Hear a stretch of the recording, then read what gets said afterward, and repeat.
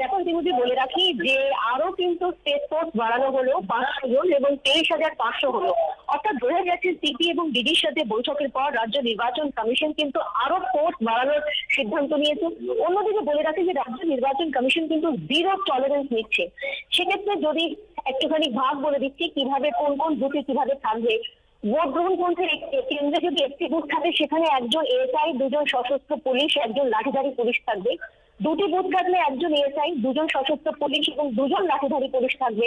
3টি বুথ হলে 1 জন এসআই, 1 জন এএসআই, 2 জন সশস্ত্র পুলিশ এবং 3 জন লাঠিধারী পুলিশ। 4টি বুথ থাকলে 1 জন এএসআই, 1 জন এসআই, 4 জন সশস্ত্র পুলিশ এবং 4 জন লাঠিধারী পুলিশ থাকবে। অন্যদিকে 5টি বুথ থাকলেও কিন্তু 1 জন এএসআই, 1 জন এএসআই, 4 জন সশস্ত্র পুলিশ এবং 5 জন লাঠিধারী। 6টি বুথ থাকলেও কিন্তু 1 জন ইন্সপেক্টর হয়ে এক্সট্রা থাকবে এবং 6 জন লাঠিধারী থাকবে এবং যেমন যেমন সশস্ত্র পুলিশ থাকবে সেরকমটাই থাকবে। 7টি বুথের ক্ষেত্রে কিন্তু 7 জন লাঠিধারী পুলিশ, 8টি বুথের ক্ষেত্রে 8টি লাঠিধারী পুলিশ এবং 9টি বুথের ক্ষেত্রে কিন্তু 9টি লাঠিধারী পুলিশ এবং 1 জন ইন্সপেক্টর, 3 জন এসআই, 4 জন সশস্ত্র পুলিশ। সেক্ষেত্রে 10টি বুথ যদি থাকে সেখানে কিন্তু 10 জন লাঠিধারী পুলিশ থাকছে। এবং এর সাথে সাথে আরো একটি খবর আমরা পাচ্ছি যে রাজ্য নির্বাচন কমিশনারের নিরাপত্তা বাড়ানো হলো। সেটা বাড়ানো হয়েছে, সূত্রের খবর Z+ ক্যাটাগরির নিরাপত্তা বাড়ানো হয়েছে, এমনটাই খবর সূত্রের। আরো খবর বলা যাচ্ছে যে রাজ্য নির্বাচন কমিশন থেকে রাজ্য স্বরাষ্ট্র দপ্তরে এই বিষয়ে পাঠানো হয়েছিল যে তার নিরাপত্তা বাড়ানো হোক এবং এমনটাই সূত্রের খবর যে রাজ্য নির্বাচন কমিশনের Z+ ক্যাটাগরি নিরাপত্তা করা হলো। তবে বুঝতেই পারছো যে এই কলকাতার পুরো ভোট নিয়ে কিন্তু রাজ্য নির্বাচন কমিশন কিন্তু খুবই সতর্ক এবং যেভাবে এই বিষয়টা আদালতেও রয়েছে এবং তার কাছে বারবার বলছি যে রাজ্য নির্বাচন কমিশনের কাছে কিন্তু একটা বড় চ্যালেঞ্জ। ধন্যবাদ জুমা তোমাকে।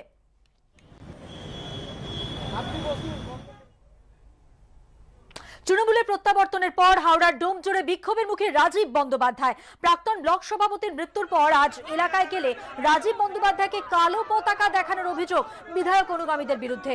রাজীব বন্দ্যোপাধ্যায়ের প্রতিক্রিয়া যদিও এখনো মেলেনি।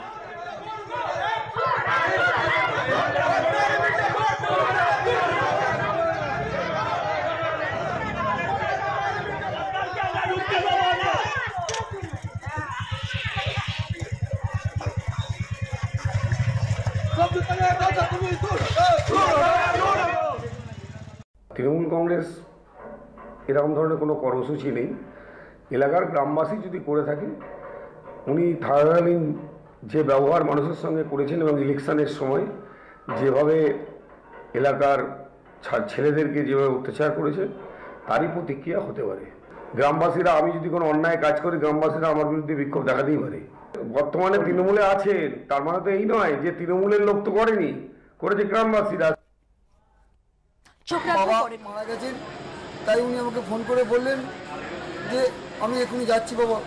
উনি অনেক দূর থেকে এখানে এসেছিলেন আমাদের পাকুড়িয়ায়, কিন্তু পাকুড়িয়ায় এসে স্থানীয় বিধায়কের নেতৃত্বে বাইরের লোক নিয়েছে, ওনাকে কালো পতাকা দেখিয়ে আটকে দেওয়া হয়, ওনাকে আমার বাবার গলায় মালা পর্যন্ত দিতে দেওয়া হয়নি। এটা কী ধরনের রাজনীতি? আমরা পরিবার হিসেবে আমরা ধিক্কার জানাই। আমরা তিন ভাই ধিক্কার জানাই।